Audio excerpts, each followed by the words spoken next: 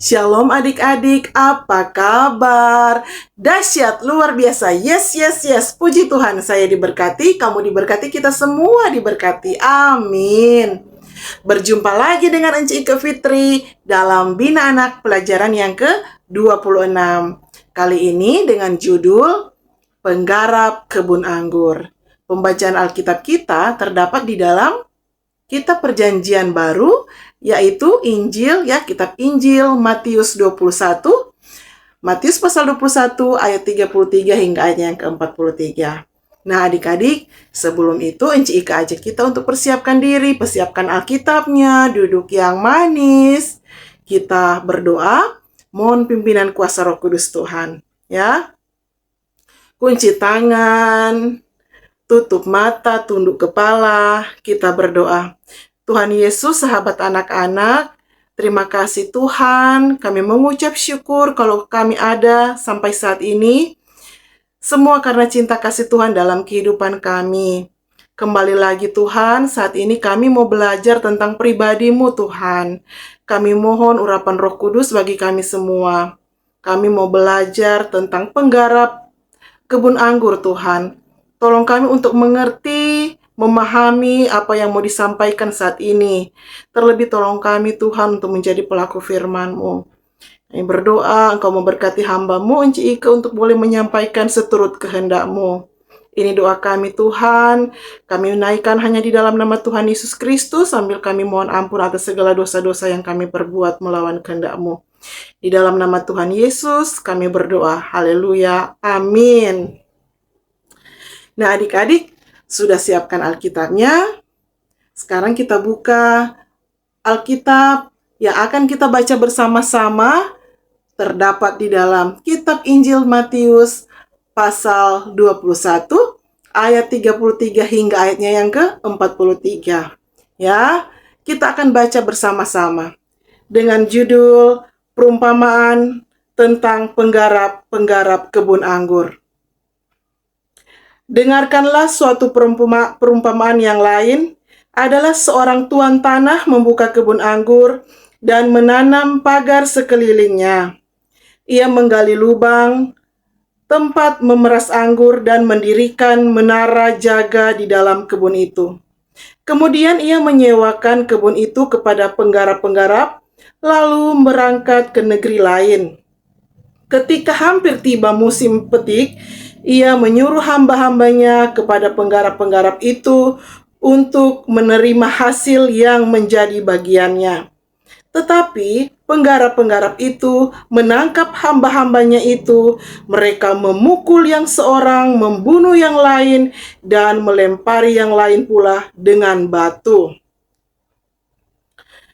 Kemudian Tuhan itu menyuruh pula hamba-hamba yang lain lebih banyak daripada yang semula. Tetapi mereka pun diperlakukan sama seperti kawan-kawan mereka. Akhirnya ia menyuruh anaknya kepada mereka, katanya, "Anakku akan mereka segani." Tetapi ketika penggarap-penggarap itu melihat anaknya itu, mereka berkata seorang kepada yang lain, "Ia adalah ahli waris, mari kita bunuh dia, supaya warisannya menjadi milik kita." Mereka menangkapnya dan melemparkannya keluar kebun anggur itu, lalu membunuhnya. Maka, apabila tuan kebun anggur itu datang, apakah yang akan dilakukannya dengan penggarap-penggarap itu?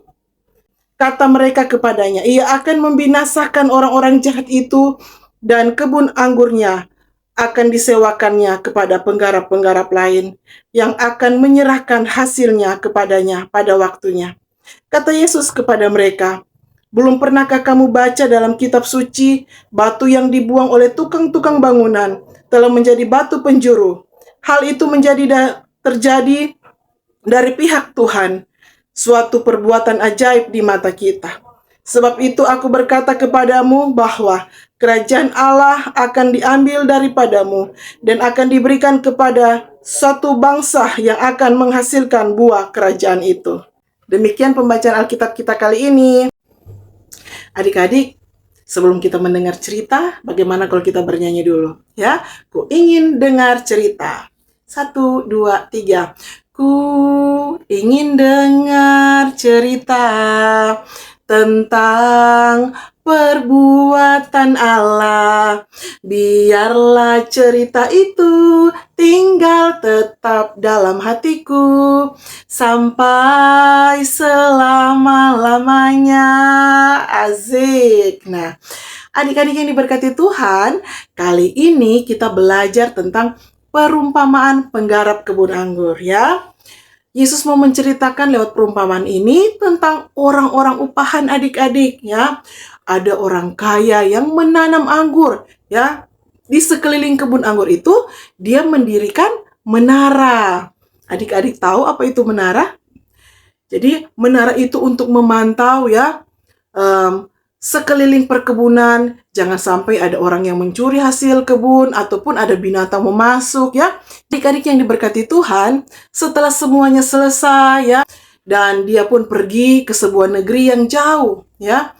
Setelah beberapa lama tersujaga panen, dia hasil melimpah ya adik-adik. Jadi ini orang kaya mengirim seorang hamba untuk mendapati sebagian buah ya, hasil dari panen kebun anggur. Ya, tetapi ketika hamba itu datang ke kebun anggur, orang-orang penggarap atau upahan tadi, dorangnya ndak kasih itu buah anggur adik-adik.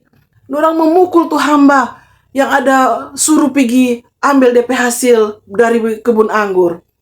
Nah, abis dorang pukul, dorang lempar dengan batu, kon dorang bunuh lagi adik-adik. Ya, abis itu ini pemilik kebun anggur, dia kirim lagi hambanya yang lain ya.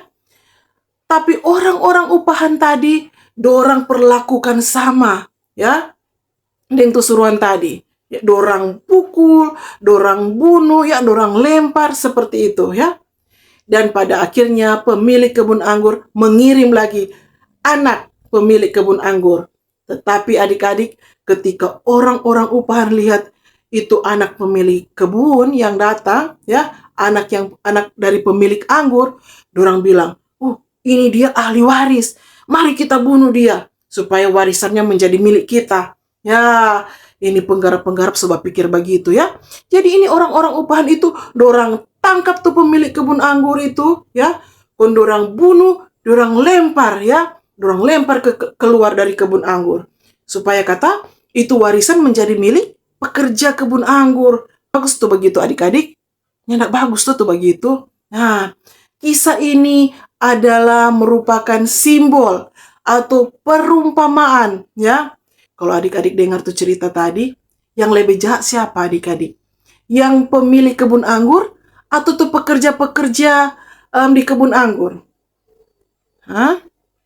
Tentunya yang lebih galak atau lebih jahat di sini orang-orang upahan ya. Orang yang dipercayakan menggarap kebun anggur adik-adik ya. Yang lebih jahat dari pemilik kebun anggur ya, cuma orang upahan lagi tetapi lebih jahat dari yang punya kebun. Contoh nih adik-adik ya, mungkin adik-adik pernah saksikan dengan mata kepala sendiri atau jaga lihat di media sosial kan, ada petugas lalu lintas di jalan ya, memperingatkan misalnya ada orang yang melanggar lalu lintas ya, tapi ternyata yang lebih jahat, yang lebih marah, lebih bafeto itu orang yang kena tilang ya. Dorang yang tidak terima ada kena tilang ya. Akhirnya dorang balik bafeto pak petugas, pak polisi yang lalu lintas yang menegur. Padahal sudah tahu itu salah. Bagus tuh begitu adik-adik. Nah, itu tidak baik adik-adik. Seperti itulah gambaran ya. Kira-kira dari torang perenungan kali ini, torang pelajaran kali ini. Perumpamaan tentang penggarap kebun anggur ya. Para penggarap kebun anggur yang cuma menyewa kebun anggur lebih galak dari sang tuan tanah. Perumpamaan yang disampaikan oleh Tuhan Yesus ini menyindir para pemuka agama dan orang-orang Farisi yang melayani umat Tuhan di bait Allah ya. Mereka dipercayakan untuk mengurus umat-umat Tuhan. Mengurus ini domba-domba. Ya, agar umat Tuhan bertumbuh. Ya, berbuah lebat. Tetapi mereka gagal melakukan tugas, ya. Dari perumpamaan penggarap kebun anggur tadi, ya, ada 4 simbol yang mau disampaikan. Yaitu yang pertama, tuan tanah atau pemilik kebun anggur menyimbolkan sebagai Allah. Yang kedua, para penggarap kebun anggur, ya, disimbolkan sebagai umat Israel, tapi juga dalam keadaan ini boleh diartikan sebagai orang-orang yang menolak kebenaran firman Allah, ya. Orang-orang yang kelakuannya tidak baik, ya, tidak terpuji, ya, tidak menghasilkan buah-buah di hadapan Tuhan, ya. Yang ketiga, menggambarkan siapa adik-adik? Hamba dari pemilik kebun anggur, ya, diartikan sebagai hamba-hamba Allah yang diutus oleh Tuhan untuk datang ke dunia, memberitakan firman, memberitakan Injil kebenaran seperti para nabi, imam-imam, dan raja-raja dalam perjanjian lama, dan juga para rasul serta murid-murid Kristus pada masa perjanjian baru, ya. Dan anak pemilik kebun anggur itu diartikan sebagai Tuhan Yesus Kristus yang telah turun ke dunia, ya, namun dibunuh dengan cara apa? Disalibkan oleh mereka sebagai penggarap, ya, seperti itu. Nah, yang terakhir, kita sebagai apa? Kita semua, Enci Ike, adik-adik yang ada di rumah adalah kebun anggurnya milik Allah, ya, adik-adik. Tuhan Yesus mau menegur mereka, tetapi mereka tidak menyadari kejahatan yang sudah mereka lakukan, ya. Nah, adik-adik, apa yang terjadi oleh orang-orang upahan, oleh para penggarap kebun anggur itu terjadi dalam kehidupan kita. Sebab itu, Tuhan yang empunya kebun anggur, yang menetapkan itu menara kebun anggur sebagai tempat untuk mengawasi adik-adik, mengawasi Enci, ya, jaga lihat orang perbuatan hari-hari, apakah baik atau jahat, ya. Tuhan mengawasi di menaranya Tuhan. Tuhan lihat semua orang gerak-gerik, orang perbuatan-perbuatan, apakah menyenangkan hati Tuhan atau tidak, ya. Karena kita semua ini adalah kebun anggurnya Tuhan, ya, agar supaya kita semua boleh berbuah-buah yang baik, ya. Semua apa yang sudah Tuhan sediakan, semua adalah milik kepunyaan Tuhan, ya. Allah adalah pemilik kebun anggur, ya. Tuhan Allah sudah baik hati, sudah sabar, sudah menyediakan segala sesuatu dalam kehidupan kita, ya. Kita sebagai anak-anak Tuhan tinggal mengelola semuanya milik Tuhan. Jangan sampai kita berpikir apa yang ada pada kita ini milik kita, ya. Atau ingat ya adik-adik, kita ini hanya mengelola titipan Tuhan. Jadi jangan jahat, jangan sombong, ya, dengan apa yang kita miliki. Karena Tuhanlah pemilik segala berkat, karunia yang ada pada diri kita, ya. Baik itu talenta, kemampuan, ya, kepintaran adik-adik, ya, kekayaan, ya, keberhasilan, segala potensi yang kita miliki adalah titipan Tuhan. Jadi kita harus mengelolanya dengan bijaksana, dengan sebaik-baik mungkin, sehingga kita tidak seperti penggarap-penggarap kebun anggur tadi, ya, yang jahat, yang serakah. Amin adik-adik. Jangan keraskan hati di hadapan Tuhan. Jangan mau menguasai apa yang Tuhan punya. Nantinya kita celaka adik-adik, ya. Tuhan saja sudah mau baik hati. Masakan kita lebih galak daripada Tuhan, ya. Tuhan yang empunya itu kebun anggur, ya. Kita harus bersedia ditegur Tuhan, diubahkan Tuhan, sehingga firman Tuhan yang selalu kita dengar, kita akan menjadi pelaku-pelaku firman Tuhan yang berbuah-buah benar, yang berbuah-buah baik, ya. Karena kita adalah kebun anggurnya Tuhan. Allah begitu mengasihi kita, Dia menjaga kita, sudah menyelamatkan kita dari orang-orang yang mau membinasakan kita, yaitu orang-orang yang jahat yang bekerja di kebun anggurnya Tuhan, ya. Tuhan sudah memberikan penggarap-penggarap yang baik seperti siapa? orang tua kita, ya, guru kita di sekolah, semuanya dikirim Tuhan untuk menjaga kita bekerja, ya, di kebun anggurnya Tuhan, ya, sehingga kita boleh menghasilkan anggur-anggur yang baik, ya, buah kasih, buah pengampunan, pertobatan, ya. Nah, buah-buah yang manis. Nah, supaya kita berbuat baik, berlimpah buahnya, ya. Teruslah berbuat baik, penuh kasih, ya, pengampunan, tetap rendah hati, memaafkan, apalagi ramah, menolong orang lain, ya.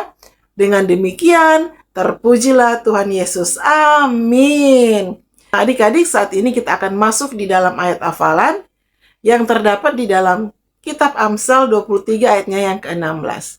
Jiwaku bersukaria kalau bibirmu mengatakan yang jujur. Nah, kita akan akhiri pembelajaran kita kali ini dengan berdoa. Mari kita berdoa. Tuhan Yesus, kami mengucap syukur saat ini kami boleh belajar lagi tentang pribadi-Mu ya Tuhan.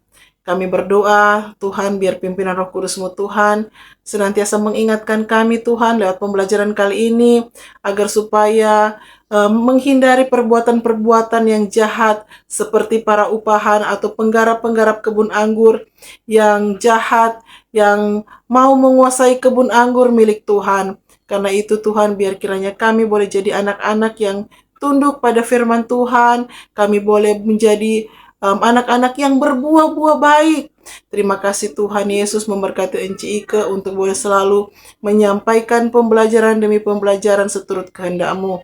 Ini doa kami, permohonan kami, dalam nama Tuhan Yesus Kristus kami berdoa. Amin. Demikian pembelajaran kita kali ini.